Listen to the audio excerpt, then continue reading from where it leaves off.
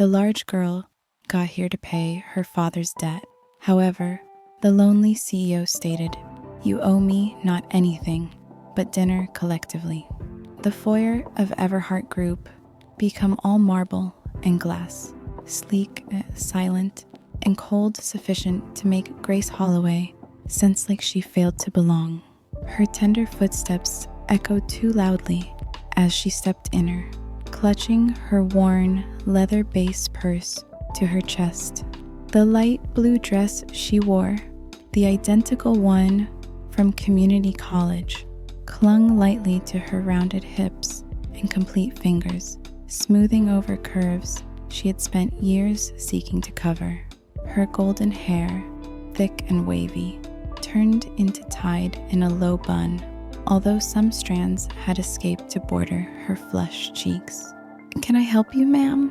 the receptionist asked crisply. Grace swallowed, her voice steady, notwithstanding the tremor in her fingers. "I have an appointment with Mr. Lucas Everhart." The lady raised an eyebrow, but typed something, then gave a nod. "Pinnacle Ground, elevators at the left." Grace murmured a gentle thanks and stepped in. 38 flooring later, the doorways opened into silence. No help, no phones, simply a glass-walled office on the quid of the hallway and the silhouette of a person standing with his lower back to the city skyline. Lucas Everhart turned slowly while she knocked at the doorframe. He became tall, sharp in a charcoal suit, and carried the kind of presence that made the air feel thinner.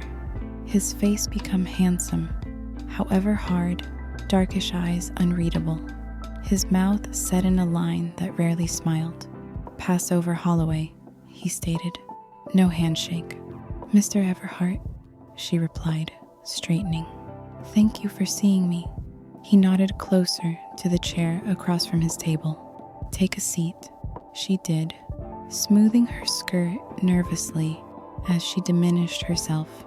"You stated this turned into about your father," he stated, folding his hands. Grace nodded. "Henry Holloway. He borrowed money from you. 48 centavos after his accident." Lucas gave no sign of marvel, just the faintest flicker of reputation in his eyes. "He has had a stroke," she persisted. "He's been in and out of the health facility. He cannot paintings. He can't pay off you. However, I need to." Lucas leaned lower back. "You need to pay off $48,000. "No longer." Suddenly, she said fast. "I do not have a lot. However, I'll do anything. Paintings, weekends, file papers, easy. Anything's legal. Simply permit me take the debt. I cannot allow him convey it anymore." He studied her, the way she saved her palms tightly folded, how her hectic eyes did not look away. Her frame changed into soft. Her form one the arena had ridiculed, but there was quiet strength beneath it. "You do whatever," he stated, now not asking, just observing. Grace hesitated. "Anything sincere?" Silence stretched. Then Lucas rose and walked to the window. His voice, when it got here, became lower. "You do not owe me whatever, Miss Holloway," he said, turning back. She blinked. I don't.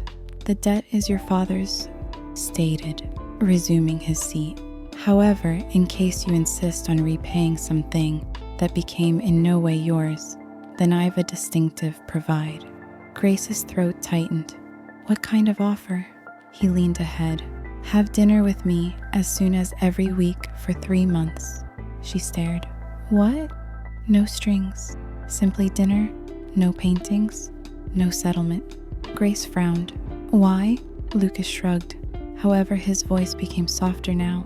"Because I am tired of ingesting on my own, and because you got here, no longer to beg, but to hold something heavy that nobody asked you to. That sort of person is uncommon." Grace didn't communicate, could not.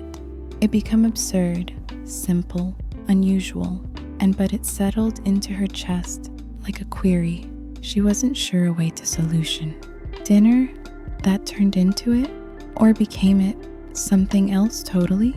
She tightened her grip on her handbag strap and checked out him difficult. Lucas said not anything.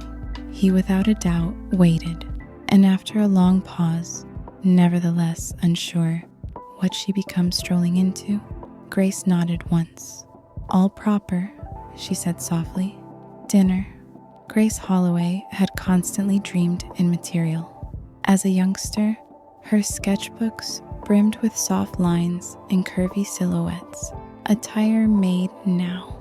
Not for runways, however, for women like her. I need to make garments that experience like home, she once advised her father, eyes shiny, hands smudged with pencil. She enrolled in a network college layout application with trembling wish, saving every dollar from her part-time job at a grocery keep. For a little while, it felt viable until prom night time. Her boyfriend then, Jason, all allure and digicam smiles, had promised something unique. As a substitute, inside the middle of a crowded Italian eating place, he regarded her up and down and said, loud enough for every nearby desk, "You ought to have regarded higher, Grace. You're too fat to be visible with me." Laughter, flashbulbs. A blurry photo posted online with the caption, "Courageous or blind?" The feedback have been brutal. She dropped out of the program weeks later. She packed away her material swatches, her thread spools, and a half-finished cream-colored get-dressed. She'd sewn for herself, folded all of it right into a box classified maybe in the future, considering the fact that then lifestyles had grown to be smaller, easier, more secure. She worked as a cashier on the nearby supermarket, kept her head down, moved gently, spoke softly. At domestic, she cared for her sick father, cooking soup whilst he coughed, rubbing his fingers while the joints ached. She failed to whinge. She did not anticipate a whole lot, and on uncommon nights, while the sector became quiet and her heart ached a bit more than normal, she opened the field. Via the smooth glow of her bedside lamp, she could slip into the cream get-dressed. It changed into antique-inspired, geared up neatly on the waist with cap sleeves and a skirt that fluttered round her knees.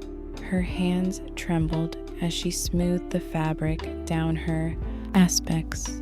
She didn't appear to be the women in magazines. She did not even seem like the assured clothier she as soon as hoped to end up. However, for a second, she seemed like someone who belonged. Then she remembered the laughter, the hashtags, the manner humans by no means truly saw her. She sighed, stepped out of the dress, and folded it back into the container. "No matter how quiet it is," she whispered, "I am nevertheless the woman no one desires to see." Lucas Everhart, 34, hadn't been called Heat in years. He changed into the type of man whose rise made headlines. Youngest VP at 27, CEO earlier than 30. He turned into polished, sharp, usually 2 steps ahead. His voice was measured, his smile uncommon. Human beings reputable him. No person absolutely knew him. However, once he were a person softer. Lillian had regarded that man before the boardrooms, earlier than the partitions. She'd met him whilst he still performed guitar and examined her poetry in bed. She'd been an English instructor, curious, gentle, unafraid of quiet. Most cancers came like a thief, rapid, ruthless. By the point it had a name, there has been not anything left to shop. Lucas tried. The first-rate docs, the high-quality care, moments on the coast when she could nonetheless breathe deep. However, love hadn't been enough. Whilst Lillian died, nothing shattered. Something clearly stopped. He stopped going domestic before dark, stopped checking mail that wasn't urgent, stopped setting 2 plates at dinner. Each nighttime felt like I was staring at a ghost. He as soon as stated, "I could not look at the empty chair anymore." For 5 years, he lived like that, quiet, controlled, alone. Each 12 months on Lillian's birthday, he sent a bouquet of irises to the faculty in which she taught, the identical flower he'd located on her casket. No be aware, no signature. Nevertheless, the secretary constantly called, nonetheless taking into consideration her, and he usually answered each unmarried day. However, even that ritual had begun to feel whole. He wasn't angry anymore or heartbroken, just fading, quietly, slowly, till the day a young lady in a worn blue dress walked into his workplace, worried, decided, clutching an envelope like it would crumble in her palms. For the primary time in 5 years, Lucas failed to feel invisible. She seemed at him, now not like a CEO, now not like a hassle to remedy, however like someone who knew what it's supposed to live beside silence, to sit across from loss, and nonetheless attain out besides. The first dinner was quiet, not awkward, simply cautious. Like human beings sitting at either quit of a bridge they weren't geared up to cross. Grace wore army blue, get dressed, smooth and easy, with sleeves that hid her fingers and a cardigan she stored, tugging closed. Her blonde hair was pulled right into a low ponytail, as though attempting to make herself smaller. Lucas had chosen a private room in an old Italian restaurant he used to visit with Lillian. The workforce remembered him. They greeted him with polite nods and said not anything, approximately the unfamiliar lady beside him.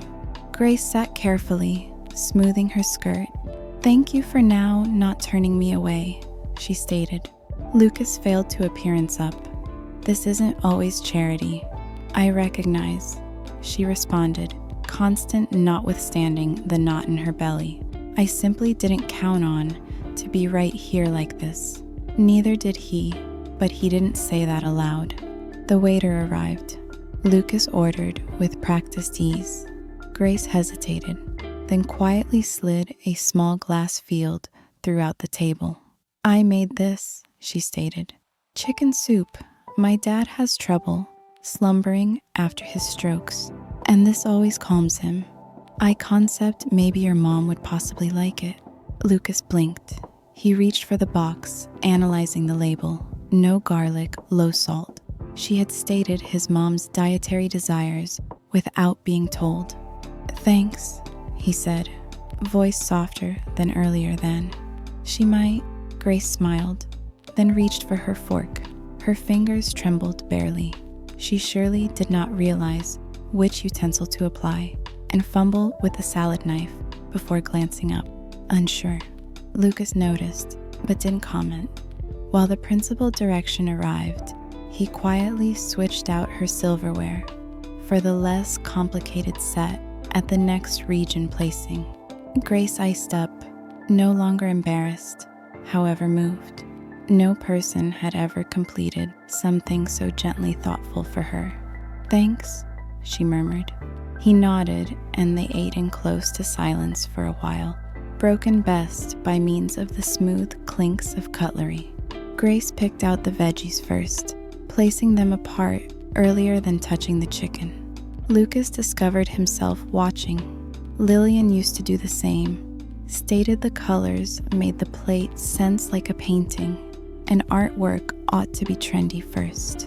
Setting down his fork, Lucas asked, "How's your father?" Grace blinked at the query. "A few days are higher than others. He forgets the wire on occasion, however, he recalls me. It really is enough." Lucas nodded. "My mom calls me, via my father's name, thinks I'm nonetheless 10. "I am sorry," Grace stated gently. "That need to be difficult." He looked at her absolutely then, for the primary time. And in that moment, it wasn't approximately a want or an arrangement. It turned into simply human beings, sitting across from shared harm. Do you do this with anybody? Grace asked. The dinners. Lucas shook his head. No, just you. She smiled shilly in the back of her water glass. You do not even realize me. I don't want to, he responded. You sat across from me. Absolutely. It's more than most of the people do. Via the end of the meal, Grace had flushed cheeks from the wine. She leaned lower back and told him a story about her father teaching her to fish while she changed into 7, how she'd by chance hooked her very own sweater. Lucas laughed low, real, and surprised by the sound. After they stood to depart, he held her coat open. It wasn't a date. There had been no guarantees, no flirtation, only a quiet gesture and the shared breath of something not but spoken. However, as Grace stepped out into the cool nighttime, a warm temperature bloomed in her chest. Someone had visible her, now not the polished model, no longer the courageous face, just her, and he hadn't seemed away. The first time Lucas noticed the sketchbook was by accident. He had stopped via Grace's rental to drop off a box of soup from a brand new deli downtown. An odd reversal of their ordinary roles. She wasn't looking forward to him, and when she fumbled with the lock and allowed him in, he stepped into the warmth of her small, however tidy living room. It smelled faintly of lavender and lemon soap. She supplied him tea. He declined, and while she went to the kitchen to check something at the stove, Lucas's eyes fell on a cardboard field tucked below the coffee desk. It had no lid. Inside, he noticed color. Paper edges poked out, curled from use. There have been fashion sketches, dozens of them, drawn in pencil and colored with gentle pastels, flowing dresses with excessive waists and smooth necklines. Designs truly made for ladies with curves, with confidence, not fantasies of splendor, however declarations of it, and they all signed with a looping "Gah." Whilst Grace again, she paused in the doorway. You weren't supposed to see the ones. Lucas looked up. Why not? She hesitated, then shrugged. They may be just leftovers from a model of me that used to dream too much. Your work is ideal, he said truly. It's thoughtful and formidable. Grace sat at the armrest of the couch, hands selecting on the hem of her sleeve. They laughed. You understand? Lower back in college, stated nobody would ever purchase garments from someone who looked like me. Stated I was better off drawing cool, animated film bears than attire. Lucas didn't reply proper away, but later that nighttime, after he got domestic, he stayed up until almost 2 a.m., searching for the perfect present. 2 days later, a bundle arrived at Grace's door. Inside became a leather-bound sketchbook with thick ivory paper and tucked between its pages, a notice written in clean, stylish handwriting. Due to the fact the arena desires extra beauty that seems like all and sundry. L.E. Grace stared at it for a long term. Then carefully, she picked up her pencil. Every week after that, Lucas invited Grace to accompany him on a go-to to the care facility where his mom now lived. It became an surprisingly heat afternoon, and that they delivered a small bouquet of hydrangeas and her favorite lemon cookies. Lucas hadn't advised his mom about Grace. He hadn't had to. The moment they entered the sunlit room, his mother turned, her cloudy eyes focusing for the briefest second at the young lady standing beside her son. Oh, she breathed, voice smooth and trembling. You added her lower back. Lucas frowned, pressured.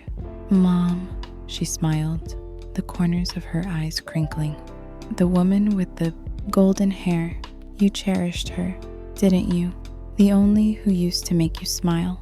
Grace stated nothing. She failed to accurate her. Alternatively, she progressed. and lightly took the older female's hand. "I'm glad to fulfill you, Mrs. Everhart." The older lady blinked on the contact, then tilted her head. "Do you realize any songs?" Grace smiled, a little shy. "I recognize some lullabies." And so she sat on the threshold of the bed, nevertheless keeping her hand, and began to sing in a tender, breathy tone. Something old, something gentle, something her father used to hum when the power went out and they lit candles inside the living room. Lucas watched, breath stuck in his throat. He had never seen his mother so nonetheless, so calm. Whilst the lullaby ended, his mother whispered, "You are the first character who sung to me in years." Lucas swallowed difficult. Later, on the drive domestic, the auto became quiet. Grace stared out the window. Lucas kept his hands consistent on the wheel. However, something in him had shifted. Now, not due to the fact his mom had stressed Grace for someone else. However, because for the first time in a long time, he needed it hadn't been confusion. He wished it were truth. The headline came without warning.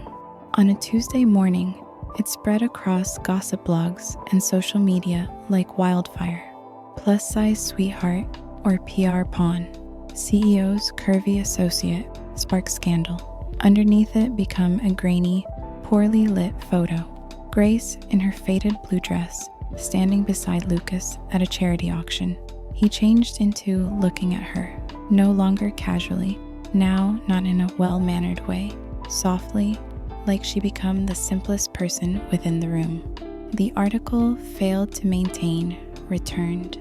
It called her a nanny-type romance.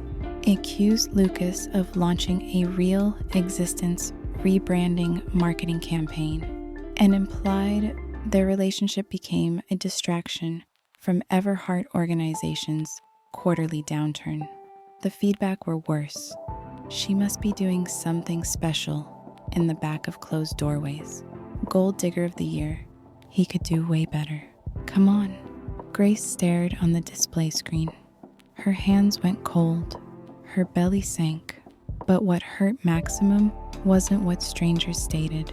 It turned into how acquainted the words felt, how close they were to the things she used to tell herself in the replicate. She stopped answering Lucas's calls. She deactivated her style caricature account, asked a go away from the boutique.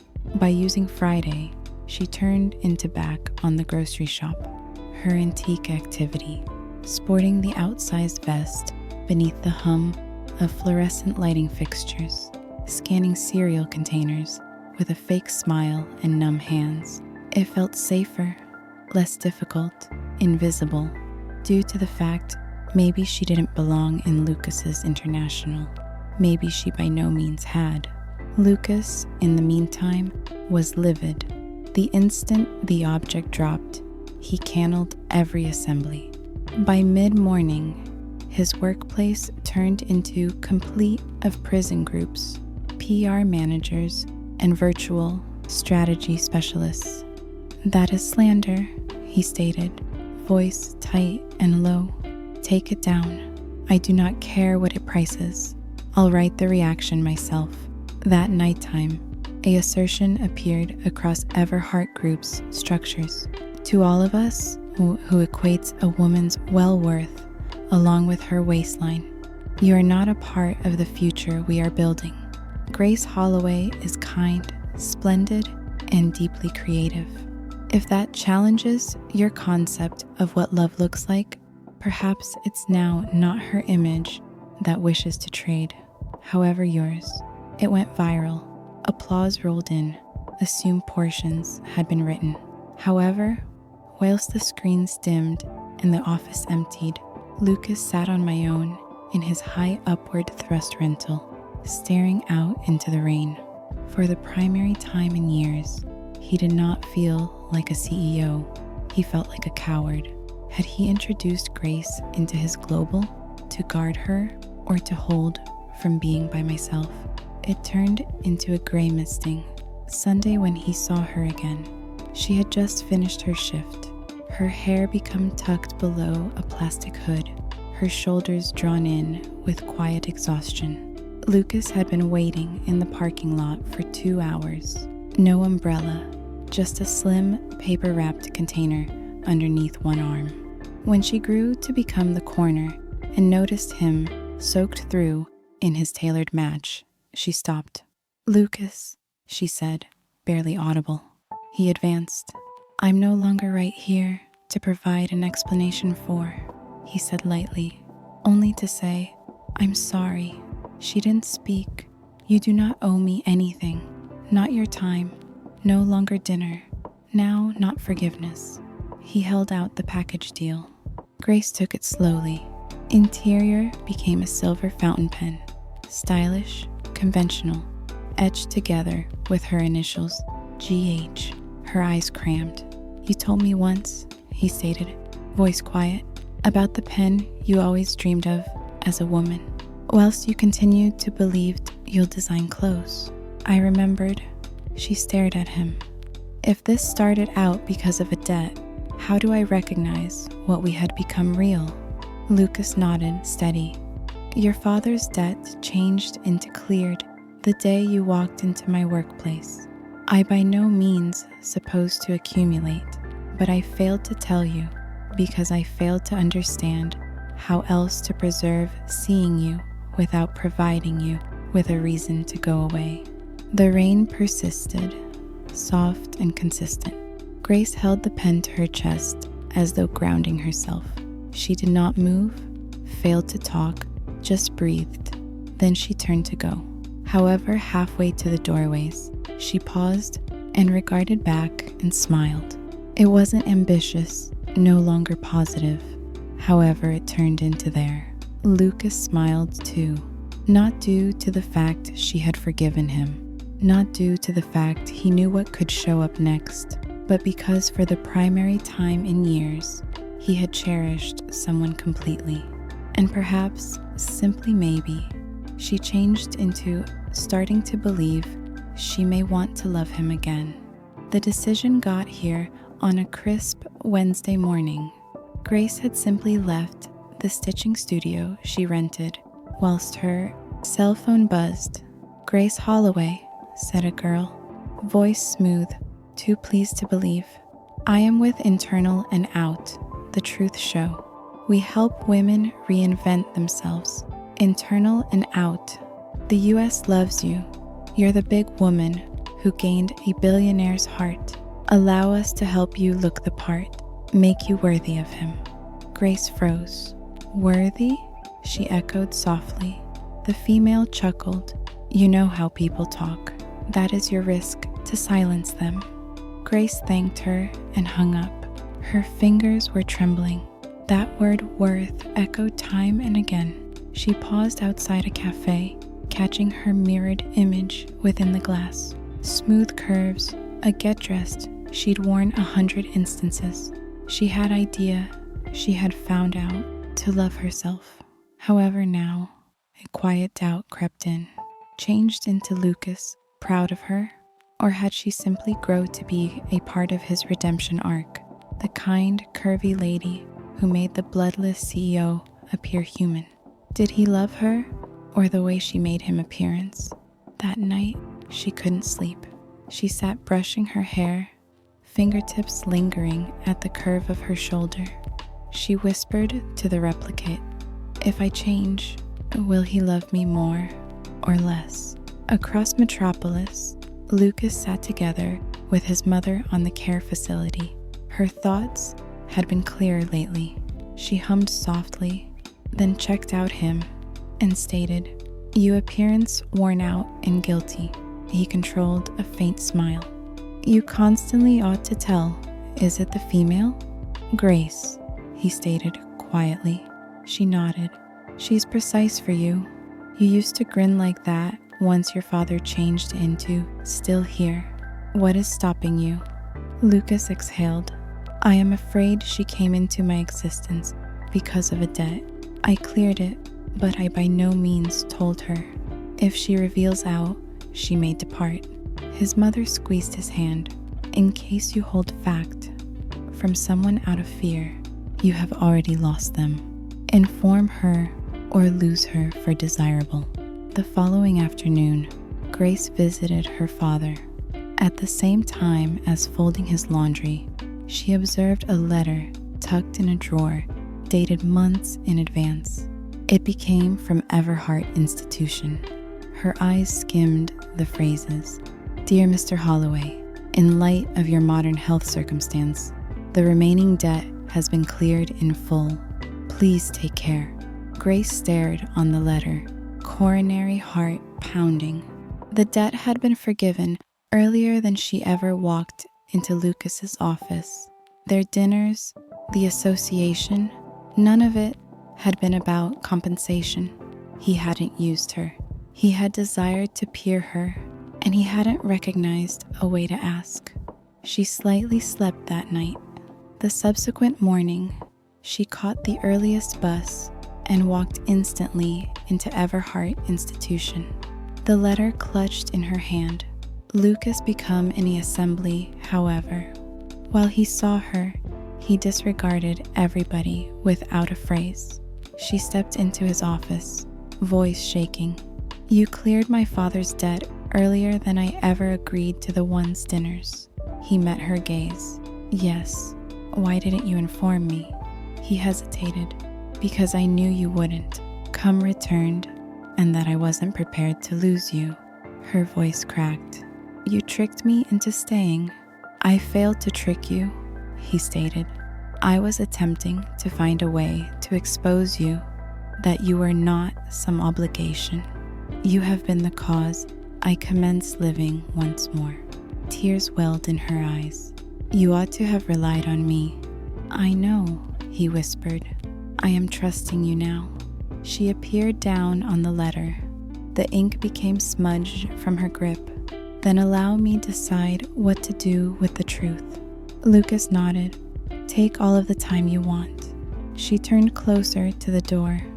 Her chest heavy with anger, alleviation, and something she could not pretty call. She didn't know if forgiveness became possible. However, because the elevator doors slid closed in the back of her, she realized something else. She did not need to stop loving him either. The street to the summer house was covered with tall pines, golden leaves pooling like quiet witnesses. Grace did not ask wherein they had been going when Lucas picked her up that morning. He had best stated, "There's something I need you to see," and he or she had nodded. The letter from Everhart, nevertheless, tucked interior her coat.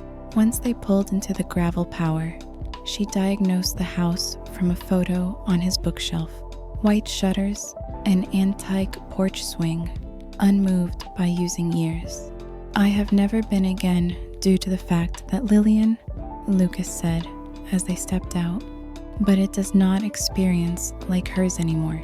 It feels ready. Grace observed him inside. The air smelled like cedar and dirt. They moved through the rooms, beginning home windows, disregarding cobwebs. Within the outdoor, Lucas started clearing overgrown weeds. Grace joined, arms brushing his once, then again. The paintings left dirt on their fingers, piece of their silence. By way of late afternoon, the backyard had taken form. Lucas stood stretching, then nodded towards the kitchen. Come with me. Inside, he opened a drawer and pulled out a photo, slightly grainy, dwindled at the rims. Their first dinner, Grace in her worn blue dress, Lucas mid-snort. She wasn't posing, simply smiling. I printed this tomorrow, he said. Something about it. It felt like the start of something real. Grace ran her thumb along the brink. A concept that nighttime was absurd.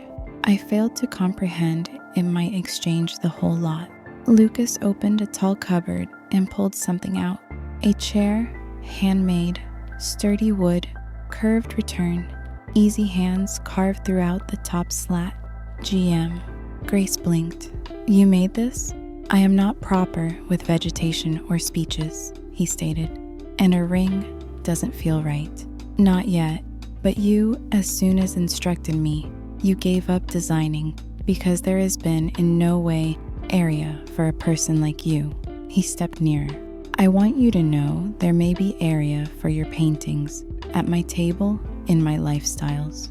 Grace sat slowly, her hand brushing the initials. It is stunning. Lucas knelt beside her, now not dramatic, simply present. In case you say yes, this chair will usually be yours. At every meal, every season. Next to me, no. Her eyes searched, his hopeful, scared, moved. This isn't always an offer, he delivered. Now not but, it's a promise that in case you want to construct something, slowly, truly, I'm right here. The room fell quiet. Wind stirred the trees. The faint, heady scent of cinnamon drifted from the old pantry. Grace leaned ahead, her brow resting towards his. No one's ever made area for me before, she whispered. Lucas closed his eyes. Then permit this be the first of many things we construct. She didn't answer with phrases, however she stayed. She pulled the chair to the corner window, opened her comic strip pad, and started to draw.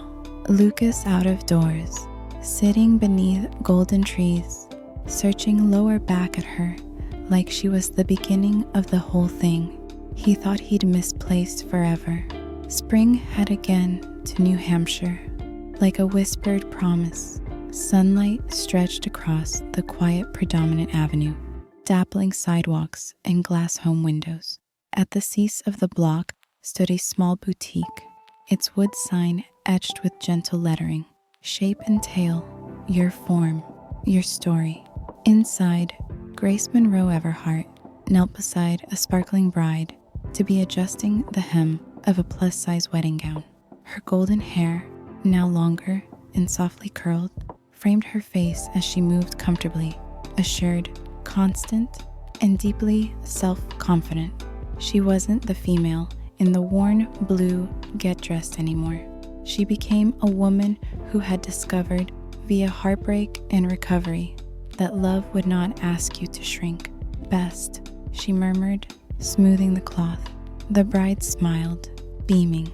In the quiet workspace behind the boutique, sunlight poured through wide windows, warming bolts of fabric, half-finished sketches, and a desk strewn with thread. At the wall hung a single framed photograph, Grace and Lucas at their first dinner, captured in a second once filled with uncertainty. Next to it sat a hand-carved timber chair, worn in only sufficient to sense like domestic. The initials at the returned GME. Grace sat inside the chair, cartoon pad resting on her lap, pencil in hand. Her lines flowed without difficulty, shaping a brand new summertime collection. Garments for ladies who lived out of doors, the mildew, who had tails stitched into every curve. The bell above the boutique door chimed softly. Lucas appeared inside the doorway, dressed in a white shirt, sleeves rolled to his forearms. In his fingers, chamomile teas. He positioned one beside her, then took the seat across from her, the equal way he had that first night. Grace glanced up at him and smiled. Quiet, constant. Lucas chuckled. I ran into an older lady outdoor the flower keep nowadays. She asked why my spouse constantly appears so glad. Grace lifted a forehead, smiling. And what did you say? He leaned again, eyes tender. I said, it is due to the fact each day you wake up and select yourself, not out of debt. Now, not for every person else, just for you. Grace's gaze dropped for a moment, then she nodded. It's the primary time in my lifestyles I felt that.